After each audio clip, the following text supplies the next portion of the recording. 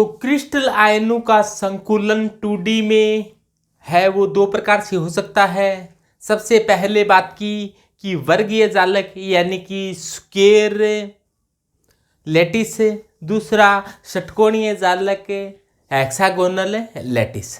वर्गीय जालक कैसे बनता है कि वर्गीय जालक के अंदर एक इस प्रकार से व्यवस्थित होते हैं कि एक गोले के चारों तरफ के चारों गोलों के केंद्रकों को मिला दिया जाए तो वर्गाकार ज्यामिति बनती है, जबकि षटकोणीय जालक में एक गोले के चारों तरफ 6 गोले होते हैं, सभी के केंद्रकों को मिला दिया जाए तो षटकोणीय ज्यामिति बनती है। यहाँ पर वर्गाकार ज्यामिति बनती है, इसलिए इसका कह दिया वर्गीय जालक।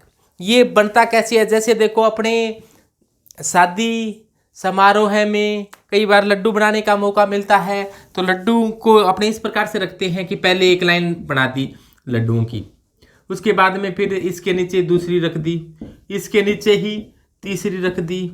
तो एक प्रकार से तो ये हो सकता है कि इसके नीचे अपने रखते जा रहे हैं।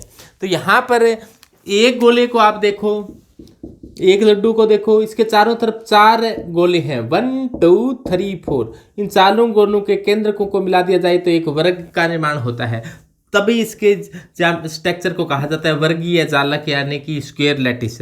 और यहाँ पर एक गोला है अन्य 4 गोलों के संपर्क में है, इसलिए इसकी कोऑर्डिनेशन नंबर क्या कही गई है, 4 कही गई है। इसकी पैकिंग कैपेसिटी है यानी कि संकुलन दक्षता। पैकिंग कैपेसिटी क्या होती है कि एक गोला अन्य कितने गोलों के साथ सीधा स्पर्श कर रहा है यानी कि संपर्क में है, यानी कि एक दूसरे के स्पर्श कर रहा है। तो जैसे ये देखो इस प्रकार स्पर्श कर रहा है तब तो वो समन्वय संख्या मानी जाती है। तो एक गोला ने कितने के संपर्क कर रहा है, 4 गोलों के, तो ये इसकी संकुलन दक्षता कितनी है, 4 है। इसी प्रकार इसकी पैकिंग कैपेसिटी क्या है। पैकिंग कैपेसिटी का मतलब होता है कि कितना प्रतिशत भाग भरा हुआ है और कितना प्रतिशत भाग खाली है। जैसे मान लो यहाँ पर संकुलन दक्षता इसकी आती है 52.4 यानी कि इसका 52.4% भाग गोलों द्वारा घिरा हुआ है, जबकि शेष ये रह गया 47.6% पार्ट है, 47.6% पार्ट है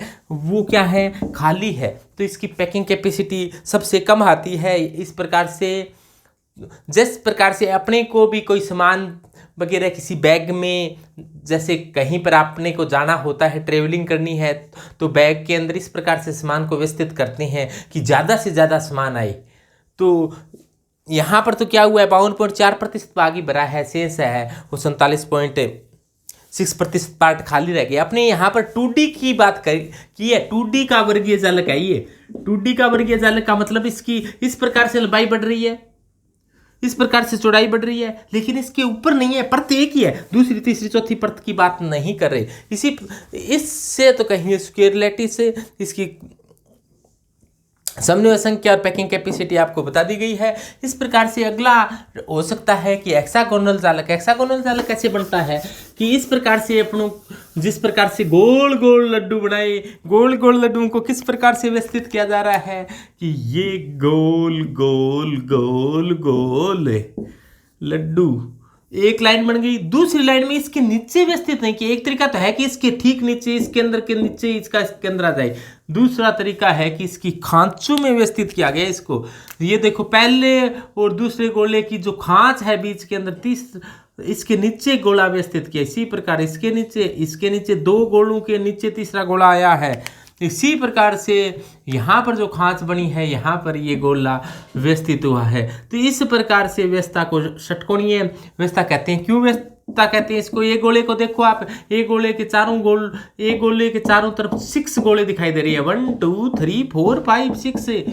एक गोले के चारों तरफ 6 गोले दिखाई दे रही हैं। 6 गोलों के केंद्रकों को मिलाकर तो देखिए, ये देखिए 6 गोलों को केंद्रकों को मिला दिया है और मिलाने के बाद में कैसी ज्यामिति बनी है, षटकोणीय ज्यामिति का निर्माण हो चुका है। यहाँ पर षटकोणीय ज्यामिति बनने के बाद में इसे कहेंगे, इस प्रकार के जालक को हेक्सागोनल षटकोणीय जालक कहा जाता है, हेक्सागोनल लैटिस षटकोणीय जालक। यहाँ पर समन्वय संख्या देखो, ये गोला कितने गोलों से घिरा हुआ है, 6 से, तो इसकी समन्वय संख्या क्या है, 6। यहाँ पर पैकिंग कैपेसिटी आती है वो 60.4% आती है, यानी कि यहाँ पर 60.4% पार्ट भरा हुआ है, शेष 39.6% भाग क्या है, खाली है। पैकिंग कैपेसिटी कहाँ यूसेज आता है कि कितना प्रतिशत भाग भरा हुआ है और कितना प्रतिशत भाग खाली है। लेकिन ये 2D की बात की, 2D का मतलब इसकी लंबाई बढ़ रही है, इसकी चौड़ाई बढ़ रही है, इसकी ऊंचाई नहीं बढ़ रही है। तो षटकोणीय जालक जिसे अपने HCP कहते हैं,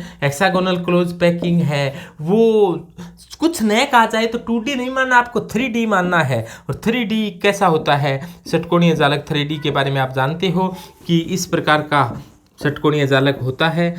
तो यहाँ पर जो इस प्रकार के 6 गोलों के बीच में एक गोला और 6 गोलों के बीच में एक गोला और इसकी खांच के अंदर 3 गोले इस प्रकार से होते हैं, तो इसको कहा जाता है षटकोणीय जालक। यहाँ पर इसकी समन्वय संख्या कोऑर्डिनेशन नंबर आती है वो 12 आती है, 12।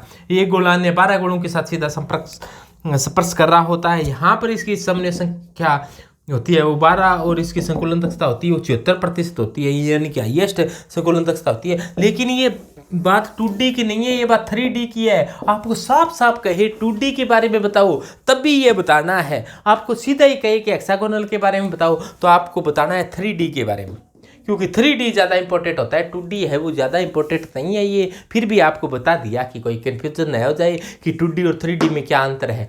2D का मतलब लंबाई और चौड़ाई 2 ही है, परत इन गोलों की परत एक ही है, एक ही परत बनाकर व्यवस्थित कर दी, यानी कि गोलों के ऊपर गोले व्यवस्थित नहीं किए गए हैं यहाँ पर। तो यहाँ पर लंबाई चौड़ाई बड़ी है, ऊंचाई नहीं बढ़ी, यानी कि एक ही परत है, दूसरी परतें है नहीं। तो इस प्रकार को 2D कहा जाता है। इसके बाद में आता है 3D। 3D क्या होते हैं अपने समझते हैं।